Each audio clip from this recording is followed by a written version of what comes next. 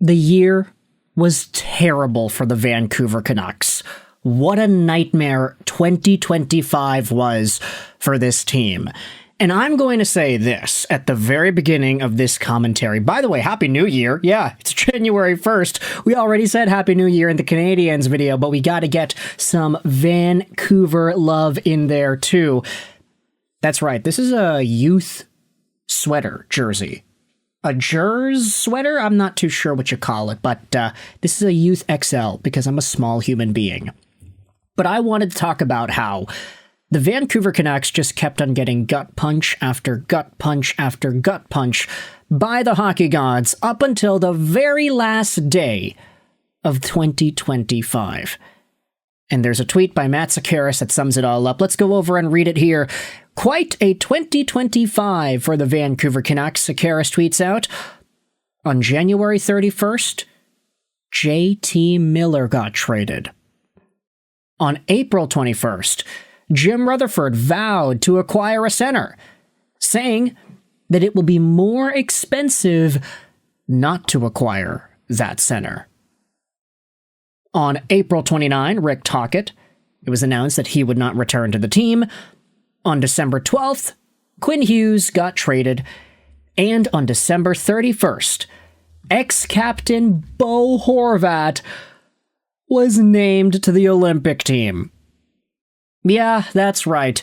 Bo Horvat, Nick Suzuki, Macklin Celebrini, and others. New additions to Team Canada at the Olympics that were not there at the Four Nations face-off.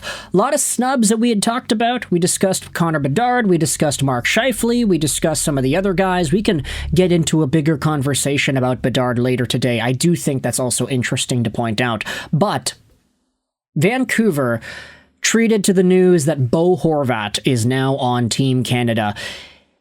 It is another gut punch from the gods above that control the way this sport ebbs and flows to make us Canucks fans feel sad that this is the team we cheer for. Again, I'm going to say this right here. Bo Horvat, this guy, say what you want about the results of the teams that he captained. They weren't great. They had one playoff run. They went to the second round, lost in Game 7 to Vegas. Admittedly, though, Bo Horvat's Vancouver Canucks teams accomplished the exact same thing that Quinn Hughes' Vancouver Canucks teams did. Okay, this is not about Hughes, but Bo Horvat, say what you want about the quality of a player that he was. He was never a Selke nominee. He was never a Selke winner. He was never a Norris winner like Quinn Hughes is. Bo Horvat, at the end of the day, though, was a Canuck through and through when he was on this team. That was the biggest thing that I think we can take from Bo Horvat's captaincy reign as Vancouver Canucks see. He wasn't the best player, but he was a guy that worked his behind off and that decided to put in the effort, and he wanted to remain dedicated to this franchise. You got to remember when Bo Horvat left, yes, he made those comments. I'll tell you that for free. It was a really stupid thing of him to say to the New York Islanders folks.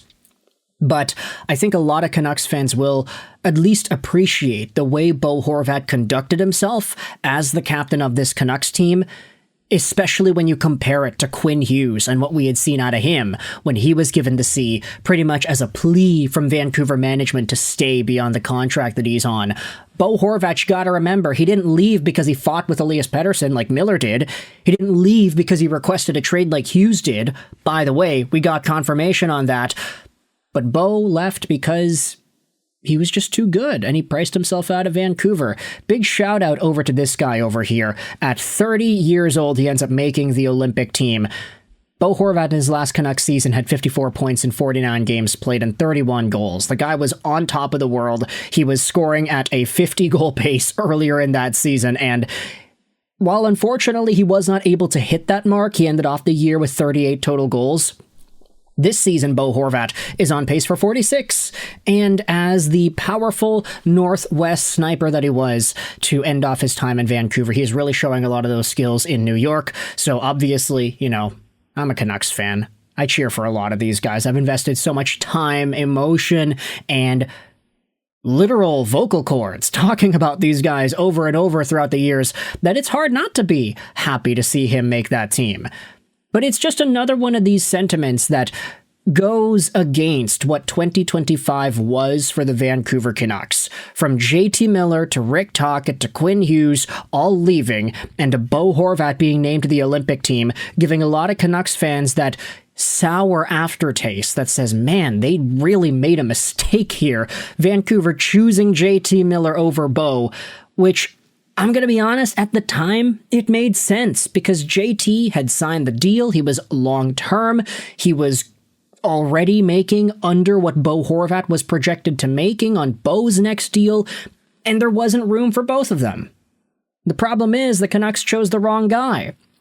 If Bo Horvat was still in Vancouver, would there have been the entire Elias Pettersson fallout?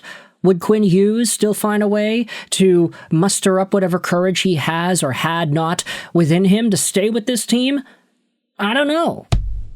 I hit the microphone. My bad. I do not know. But I wanted to expand on this too. April 21st, Jim Rutherford vows to acquire a center because it will be more expensive not to do that. They didn't do that. They got Filipino in the organization, and they didn't get another center. Until they traded for Marco Rossi, and then they also got David Kampf in there, but it's like, yeah, the market was not set up well for the Vancouver Canucks to explore the trades they needed to explore and to make the moves they wanted to make. We all recognize that their hearts were in it. At least that's what we think, based off of everything the Canucks management was saying in the offseason heading into training camp and what have you. We knew the Canucks wanted a center. That was their priority. But the fact that they couldn't get it done, that's inexcusable. And I get that you can say, oh, the market just wasn't open for a center to be available. Yeah, it really wasn't. So what exactly does that excuse the Vancouver Canucks for? It's because it's the market. They did their job fine. They built a good team. They still were able to do what they needed to do regardless of the status of the market. No, that's not what happened. They're second last in the league. So, yeah, that's exactly how everything went down, eh? I also wanted to talk about this. We can expand a little bit more on this later on, but you had yourselves some conversations on Kiefer Sherwood trade talks that I wanted to dive into here too. DFO rundown, David Pagnotta on the show went out there and said that things have picked up in the Sherwood talks. Pagnotta says, don't be surprised if a trade happens sooner rather than later, or maybe even in the first half of January. Vancouver is looking for a first-round pick or an equivalent value. So, there you go. Some more words on the screen about Kiefer Sherwood potentially getting moved. Yeah, we've been making a bunch of videos about this guy, but unfortunately, they don't hit the same as Quinn Hughes trade conversations do. Of course, Quinn is a much better player, and players of Quinn's value are almost never available in a trade. Kiefer Sherwood just happens to be like one of the big dogs this year, in a year where a lot of teams are kind of in a mushy middle, competitive range in the standings, so it's hard to fully find teams willing to sell off assets. So if Kiefer Sherwood goes, who knows if the bidding war will drive the price up to a first-round pick and beyond.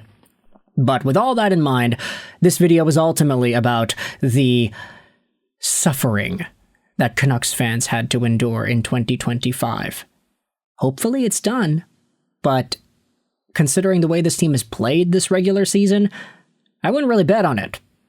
However, if it gets them Gavin McKenna, I guess that's okay too. You can let me know your thoughts in the comment section below. How do you feel about this sentiment right here? How 2025 was such a bad year for Vancouver. Miller gone. Hughes gone. Tocchet gone. Do you think that Bo Horvat being named to the Olympic team is an indictment against the Canucks? You can say it is. You could say, oh, well, the Islanders just brought the best out of Bo. Well, guess what? Bo, he brought the best out of himself in his last year in Vancouver, and he was so good that he wasn't able to get re-signed. You can let me know your thoughts in the comment section below about the Canucks and this 2025 from the underworld. I hope you enjoyed this video. And bye.